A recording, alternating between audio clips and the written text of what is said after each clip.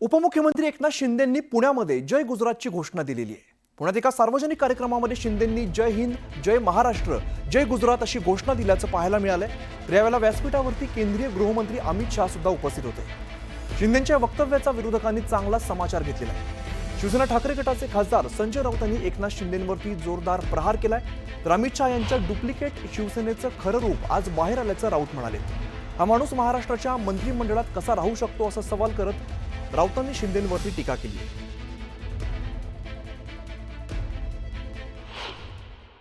अमित भाई के लिए जाते जाते एक शेर सुनाऊं। आपके बुलंद इरादों से तो चट्टानें भी डगमगाती है, दुश्मन क्या चीज है, तूफान भी अपना रुख बदल देता है। आपके आने से यहाँ की हवा का नूर बदल जाता है, आपके आने से यहाँ की हवा का नूर बदल जाता है। आपके नाम से हर शख्स आदब से झुक जाता है। धन्यवाद। जय हिंद, जय महाराष्ट्र, जय गुजरात। उदय जाधव, न्यूज 18 लोकमत, मुंबई।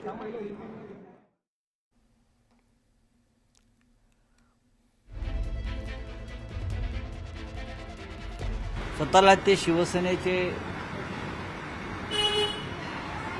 काय म्हणतात ते प्रमुख नेते वगैरे मानतात, पण ती शिवसेना नसून त्यांची शहासेना, आणि त्याच्यामुळे त्या शहासेनेच्या संहितेत जागून त्यांच्या पक्षाचे प्रमुख अमित शहा यांच्यासमोर त्यांनी अशा प्रकारची लाचारी पत्करली असेल। आणि जय गुजरात म्हणजे हिंदी बरोबर आता गुजराती शिकणं पण बंधनकारक होईल याची सुरुवात करून देतायत का? त्यानंतर तुम्ही बाळासाहेबांचे विचार घेऊन चाललो असं कायम लोकांना भासवताय, पण त्या विचारामध्ये जय गुजरात बाळासाहेबांचा कधीच नव्हता। आणि शहाना खुश करण्यासाठी, त्यांना परत परत आठवण करून देण्यासाठी की मी तुमचा किती पाईक आहे, मला 2.5 वर्षांनी मुख्यमंत्री द्या, हे भासवण्यासाठी आता ते जे काय पाईप झाले आणि त्या पाईपातनं आता काय काय वाहत आहे हे मराठी माणसं, महाराष्ट्रातली जनता सगळे बघतायत।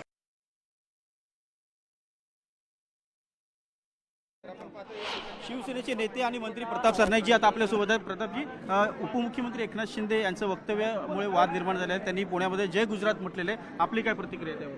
नाही, बघा, एकनाथ शिंदे साहेब राष्ट्रीय नेते आहेत, ते देशाचं नेतृत्व करत आहेत। प्रत्येक राज्यामध्ये आमचे पदाधिकारी आहेत, काही राज्यांमध्ये आमचे आमदार निवडून आलेले आहेत, काही लोकप्रतिनिधी म्हणून निवडून आलेले आहेत। आणि त्यामुळे एखाद्या गुजराती समाजाच्या कार्यक्रमामध्ये गेल्यानंतर जर त्यांनी जय हिंद, जय महाराष्ट्राबरोबर जर जय गुजरात बोललो तर चुकीचं काय? आज अशाच प्रकारचं वक्तव्य आदरणीय उद्धवजी ठाकरे यांनी एका गुजराती समाजाच्या कार्यक्रमामध्ये केलं होतं। आता बघा, आता ह्याचं राजकारण आम्ही कधी केलंय का? आता तुम्ही परत ऐका, आप आगे चलो हम पीछे। त्यामुळे माझं असं म्हणणं आहे की अशा प्रकारचं मराठी अमराठी वातावरण ह्या मुंबई ठाण्यामध्ये निर्माण करू नये, महाराष्ट्रामध्ये निर्माण करू नये। राजकारण त्यांनी करावं, कारण शेवटी राजकीय पक्षाचे नेते मंडळी म्हटल्यानंतर राजकारण हे होतंच, पण निवडणुकीच्या तोंडावर असं राजकारण करून मराठी माणसांना जाणीवपूर्वक डिवचण्याचं काम किंवा इलेक्शन संपल्यावर मराठी माणसांना देशोधडी लावण्याचं काम हे काही राजकीय पक्षाचे नेते मंडळी करत असताना माझी हात जोडून विनंती आहे की अशा प्रकारचं कृत्य त्यांनी करू नये। न्यूज 18 लोकशी बोलल्याबद्दल व्हिडिओ जर्नलिस्ट रमेश वत्स, उदय जाधव, न्यूज 18 लोकमत, मुंबई। गुजराती किंवा अमराठी लोकांनी सुखावून जाण्याचं कारण नाही। तमाम अमराठी भावांच्या हे लक्षात यावं की जे एकनाथ शिंदे ज्या मराठी मातीत त्यांची नाळ पुरलेली आहे त्या मराठीशी द्रोह करू शकतात, इथल्या मराठी माणसाशी, अस्मितेशी आणि मराठी प्रदेशाशी द्रोह करून फक्त भाटगिरी करण्यासाठी जे जय गुजरात म्हणू शकतात, ते उद्या गुजरात्यांशी तरी काय प्रामाणिक राहतील? कशावरून? आणि ते पण पुण्यासारख्या पुण्यनगरीत जिथे मराठी हे म्हणजे संस्कृतीचं माहेर घर असं म्हणतात पुण्याला। काय करतोय आपण? काय कुठल्या दिशेला चाललो होता आपण? कुठल्या दिशेला? आता मला म्हणजे हे जोक म्हणून घ्या, ह्युमर म्हणून घ्या. शिंदे साहेब भेटल्यावरती आता काय म्हणायचं, कसे आहात शिंदे साहेब, केम छो शिंदे साहेब, सारूच आहे ना. चिकोडीला छत्रपती शिवरायांच्या पुतळ्याचं उद्घाटन करताना माननीय शरद पवार साहेब हे जय महाराष्ट्र आणि जय कर्नाटक म्हणाले होते. याचा अर्थ काय, त्यांचं कर्नाटकावर जास्त प्रेम आहे आणि महाराष्ट्रावर प्रेम नाही असं ठरवायचं का? आपण ज्यांच्या कार्यक्रमांमध्ये जातो त्यावेळी त्या संदर्भात आपण बोलत असतो.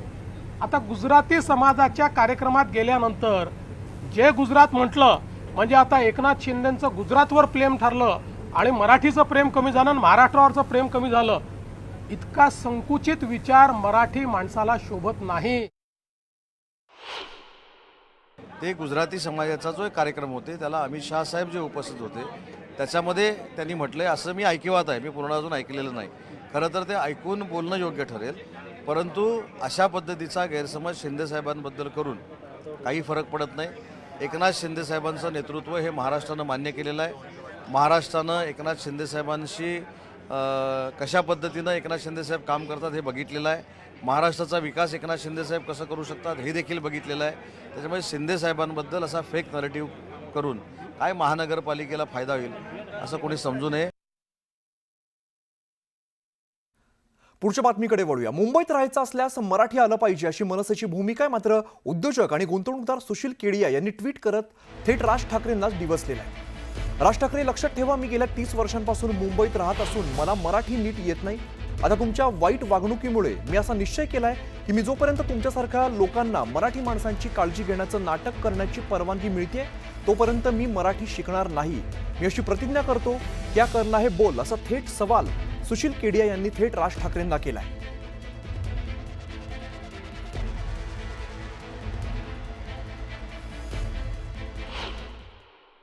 जर माझे मराठी बोलणे अस्खलित असेल तर मला मारहाण करावी लागेल का? मला मराठी बोलायला लाज वाटते.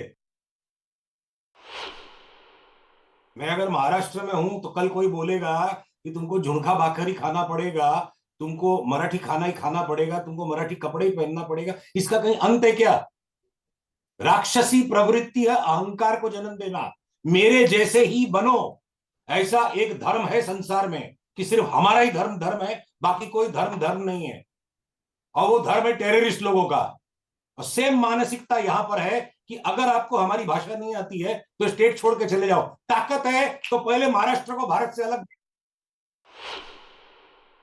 मैं ये कह रहा हूं कि अगर मुझे मारने की धमकी दोगे तो बिल्कुल नहीं सीखूंगा.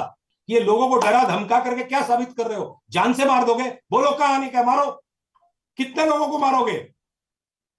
आप ये थप्पड़ घूसे मार के ये जो आप आतंक फैला रहे हो. आतंकवाद का एक धर्म है. वो धर्म कहता है कि हमारा ही धर्म है, वरना और कोई धर्म नहीं है. और आप भी वही आतंकवाद कर रहे हो. बोलो मैं मरने को तैयार हूं, कहां आना है, मारो मेरे को. और मेरे जैसे सैकड़ों लोग मरने तैयार हो जाएंगे. ये कोई तरीका है? अपने सांसारिक दायित्व, व्यावसायिक दायित्व सब पूरे करने हैं और उसके अंदर अगर उसका काम चल रहा है तो आप उसको भयभीत करोगे, आतंक फैलाओगे. एक आतंकवादी में और राज ठाकरे की इस नीति में क्या फर्क है?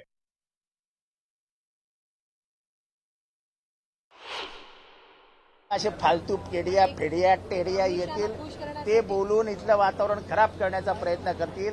निवडणुकीच्या आधी महाराष्ट्रातलं वातावरण खराब करून भाषावार, प्रांतवार, जातीवार, धर्मावर इथे विद्वेष वाढावा, इथे भेगा पडाव्यात एकीला, हा प्रयत्न सरकारच प्रयत्न करते. आणि मग केडिया टेडिया मोड्या टाड्या हे असली लोक मदत करतात.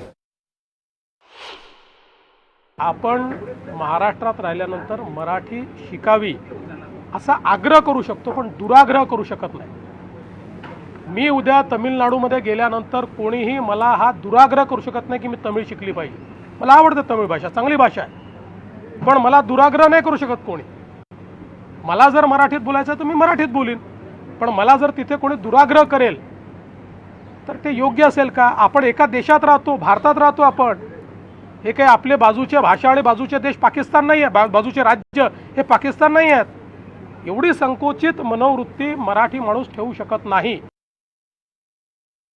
तर मराठीच्या संरक्षणासाठी